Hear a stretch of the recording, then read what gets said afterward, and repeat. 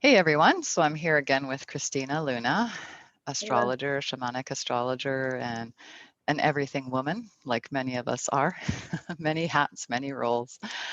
And we were just chatting about what we love to provide for our tribe. And I was asking her, what is it that you wish in your kind of soul's desire uh, to gift and provide for your clients? And what is it that you wish they would ask more about and be more willing to go there and be curious? yeah. Thank you for asking that question. Just thinking about the answer got me super excited. The most interesting thing in the world to me is how individuals are in relationship with each other. Like I love doing composite charts. I love right now I've got a composite open on my computer that I open up the individual's chart and then I overlay someone else on the outside and then I take that person that I overlaid and I create these composites and you can see how every single relationship that we have in our lives has a very distinct and interesting way that we have an influence with each other.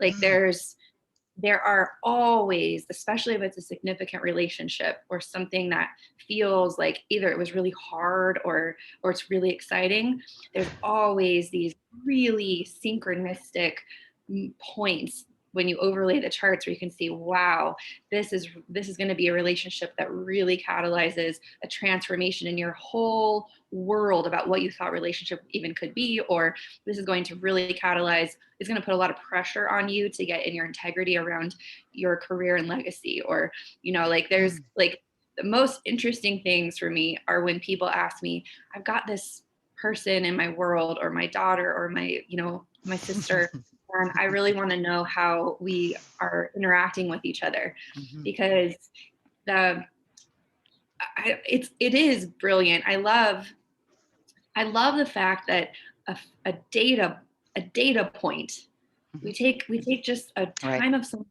birth. Yeah. It's just a data point, Yeah. and it can give us such specific and interesting information, and it blows my mind every time.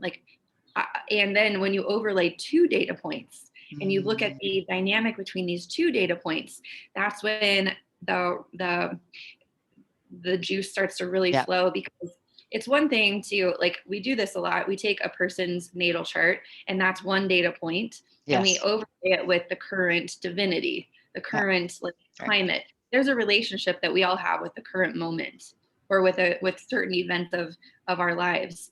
You mentioned And that before. It's kind of like a imprint in a moment frozen in time, encapsulated in time, which you said is yeah, kind of like it's like a boop, like a photograph yeah, that a still in a motion picture that gives the yeah, theme. Yeah. absolutely. and Mm, and so all of life is relationship.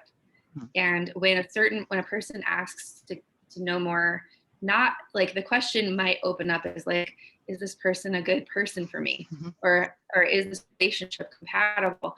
And I know the root of that question, but the answers we get are they're far beyond compatibility. We're literally Right. compatible. We're Yes. compatible with every single thing that we see in Yeah. relationship. Exactly. Yeah. Hopefully It's you the can still hear feeling me of because that relationship. And yeah, yeah. You just cut out there for a second, but it makes me think of, like, for those of us that are not as astrologically knowledgeable, it makes me think of how when astrologers talk about relationships between planets and the influences that planets have at certain times and periods, again, snapshots in time, it, individuals are like that, right? So you're kind of describing the uh, vibrational energetic relationship between bodies of mass, right? yeah, And different, like, gravitational energetic poles, like ebbs and flows that these different bodies have with each other. Is if we kind of boil it down to, well, everything is energy, then what are we emitting, what are we receiving, and then what are the relationships with that? And I love how you say that ultimately everything is compatible, all energies are compatible to create a relationship. of Yeah. that give and take, and receiving wisdom, giving wisdom, and just the experience itself creates wisdom. And it's not always, it is joyful and painful. So take us down, like that. It kind of makes sense of the focus in astrology on describing relationships between planets is, I would imagine, just like describing relationships between sentient beings. Well, I don't know. Absolutely. Are planets sentient beings in an astrologer's world? Do you know, I think there's lots of ways to answer that question. I can only speak from like, I feel like I have a personal relationship with the archetypes that the Got it. planets are sort of like holding space for. Okay. And yeah, my inner landscape of how I understand astrology is super rich. I understand why the Greeks and the Romans had such a rich mythology Right. based on storytelling, because that's absolutely how everything is an archetypal story. And when I look at a chart and I look at a relationship, I see an archetypal story that is Wow. happening between two individuals. Got And it. I get like, it's like, oh, like let's just give a tiny like concrete example. Mm-hmm. Like I have the character of Venus, this archetype of this like feminine embodiment of receptivity and love and openness and sensuality. I have this character in a place in my chart that it has to do with beauty and balance and harmony, and it's also in a space in my world that has to do with my legacy. Mm. And so I kind of bring this character because the work that I do with astrology is part of my legacy. It's part of the like purpose that I have here on the planet. So this, I'm looking at their world from this lens of Venus, and from this lens of like, wow, like what are the Got it. beautiful harmonious complements, and I get to look at the way that they relate to Venus in their charts. And it's like my Venus has a relationship with their Venus and it's like, oh, you have Venus in this like Aries, like fiery place. Right. So the way that you're relating to this like goddess is going to be more of like determination and like a strong desire to like assert a certain level of individuation.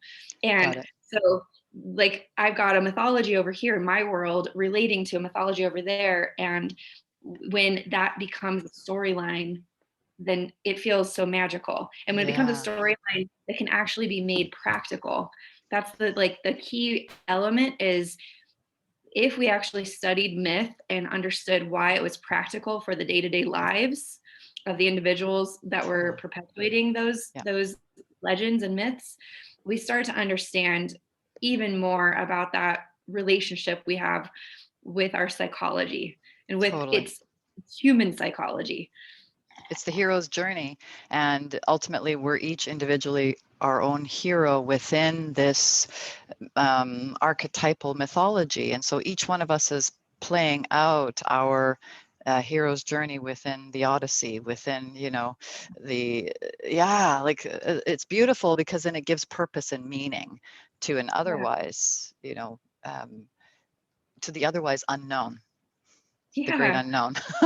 Might as well make a purpose and meaning into the great unknown, that you're playing out your hero's journey, and that sense of fulfillment, so that we're not just chasing tail, literally, the planet's tail. Like Love it. every person's marriage is an Uh-huh. adventure, and Yeah.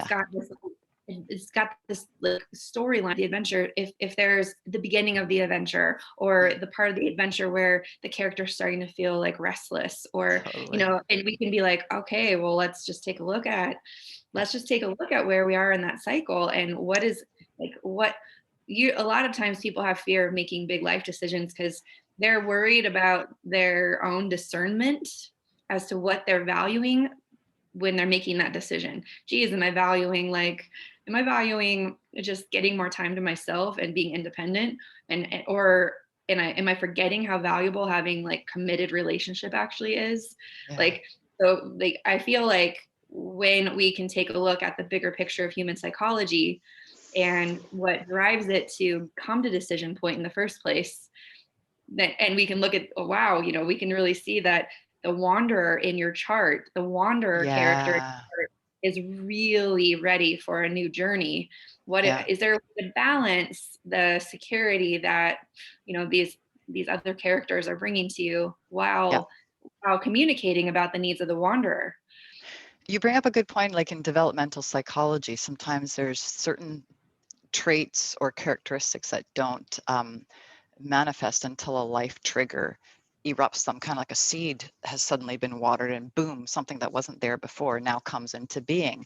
And so it's interesting, to see that in people's lives when they hit transition points, like maybe they've had 7 years of security, so to speak, in a relationship, and now there's something else, a seed just would pop like a popcorn, and now they're ready for the next leg of their journey, and a little more adventure and a little more, like you say, alone time. Or someone that's sojourned around the world, like, in our 20s, when laptop warrior lifestyle, and then suddenly we're like, I was craving for having children, and for 10 years I was like, I'm never going to have kids, never going to settle down. So it's like these popcorns pop at certain chapters, and readiness. And it's beautiful to see that, when people are scared of a life transition, uh, again, the great unknown, am I making the right decision? That's really, how would you reframe that?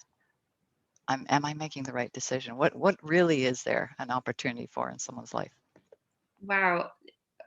So there's an opportunity to take radical responsibility for our unconscious desires becoming more conscious. A decision point wouldn't be arriving if there weren't some like desires that were suddenly surfacing that seem like they may be a little bit at odds with what we've been valuing up to that point. There's that kind of decision. So the first thing I would say is there's an opportunity for radical responsibility for our own desires. And there's an opportunity also.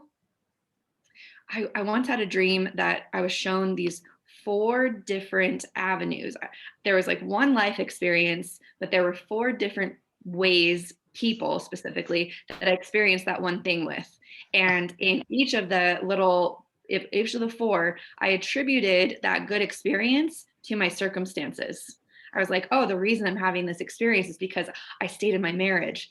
Oh, the reason I'm having this experience is because I left my marriage for someone more aligned with me. Oh, the reason I'm having this experience is because I'm actually like bold enough to follow my true nature and be with maybe, a woman instead of a man. And oh, the reason I'm having this experience is because I've dedicated myself to God and now I'm super sovereign. I'm having this like really beautiful, like sovereign, like solo experience, Wow. But the thing that I share this metaphor with people because our lives are set up for us to have certain experiences no matter what. It just depends. Like we get to choose who we're going to have those experiences with. And if we can't imagine the person we're with or the job we're with or the house we're living in, if we can't imagine having that experience with those circumstances, we'll likely want to make a decision for something else because the soul longs for that experience. And so that's when we feel a decision point's coming, like, Yeah. oh, if we can actually create a reality where that experience could happen with our current circumstances, we likely can keep the circumstances the same. It's just a matter of like, what does it require? Yeah. Pregnant Or that pause. old person or that new house or old house, Yeah. So I feel like to me, it all comes down to like, you're going to have the experience that you want anyway, if you believe you can have it, and you're going to have it with whatever circumstances you choose. Every choice comes with a like load of, I would say, I'm a Virgo, so I use the word work, but I use it in a very loving way. I love work. Yeah. Yeah. So everything that we're going to choose, every choice comes with a certain level of surrender or like determination or like ability to be uncertain or uncomfortable. There's always going to be something that we have to be willing to experience if we truly want to have the experience that our soul longs for. Awesome. So some people are unwilling to like do that work in their marriage and they think it'll Yeah. be easier to start fresh. Yeah. Start with someone with a fresh slate.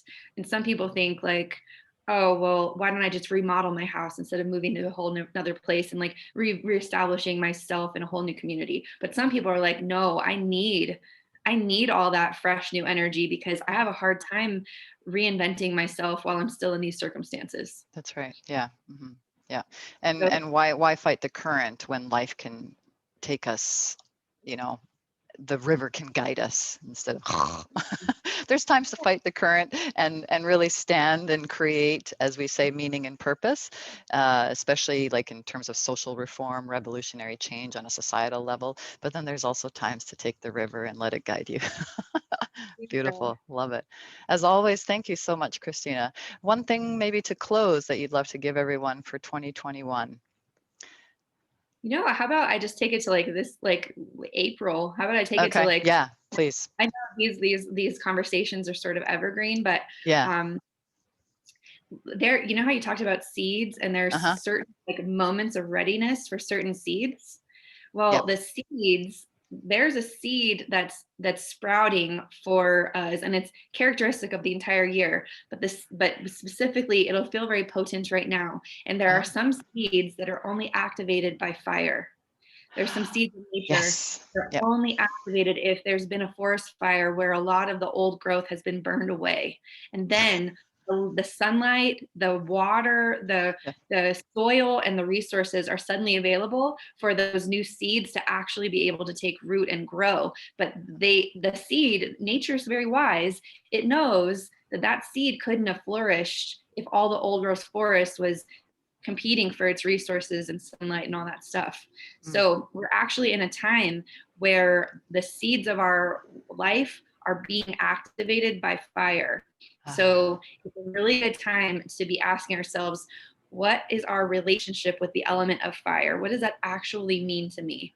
Does that mean okay. the fire I generate when I like work my body? Does that mean the fire of like finding my voice and like trembling on the edge of chaos when I speak my truth? Is that the fire? Mhm. But everyone has a different relationship with how they experience fire. Some of it must be generated from within, and some of it we've attracted people in our world that like really lay the fire on our lives.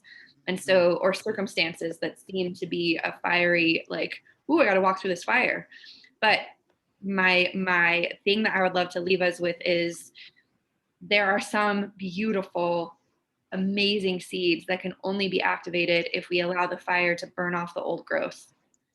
And if there was ever a time to let the old growth burn off, it is now and this year and this time. Amazing. You just described my past year. I love it. So may those fires pop our collective kernels. Thank you so much. Thank you. Thank you so much for this opportunity. I love this so much.